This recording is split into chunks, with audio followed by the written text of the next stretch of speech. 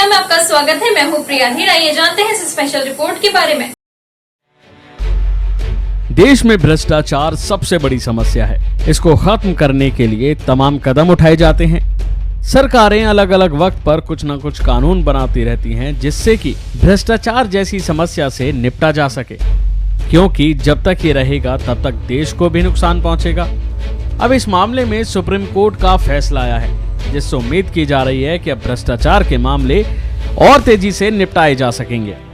बता दें कि भ्रष्टाचार के मामले में सुप्रीम कोर्ट ने एक अहम फैसला सुनाया है, जिसमें घूस लेने या देने के मामलों में प्रत्यक्ष सबूत न होने पर सजा भी हो सकती है। परिस्थिति जन्य सबूतों के आधार पर अब सजा हो सकती है।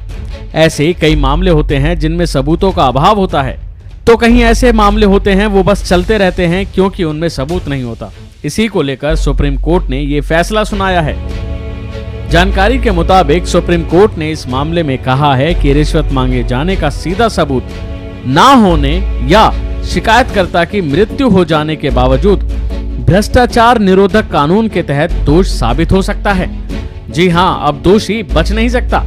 5 जजों के संविधान की पीठ ने माना है कि जांच एजेंसी की तरफ से जुटाए गए दूसरे सबूत भी मुकदमों को साबित कर सकते हैं, जो इसको रोकने और दोषियों को सजा दिलाने के लिए काफी अहम माना जा रहा है।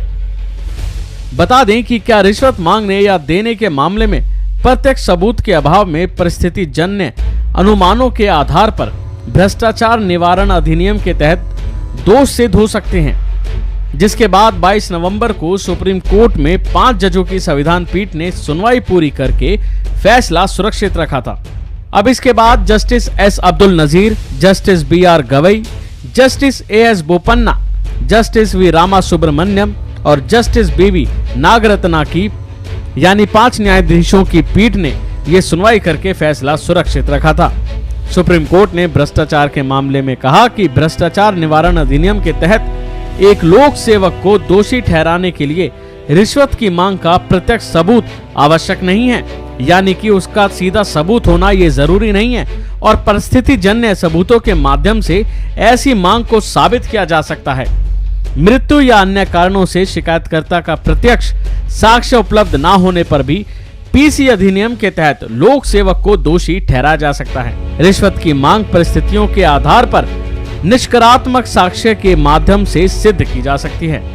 इस मामले को लेकर कोर्ट में संविधान पीठ ने कहा कि शिकायतकर्ता के सबूत रिश्वत के प्रत्यक्ष या प्राथमिक सबूतों के अभाव में अभियोजन पक्ष की ओर से सबूतों के आधार पर भ्रष्टाचार निवारण अधिनियम 1988 की धारा 13, जिसमें 2 धारा 7 और धारा 13 के 1 और D के तहत लोक सेवक के अपराध का कारण निकालने की अनुमति है।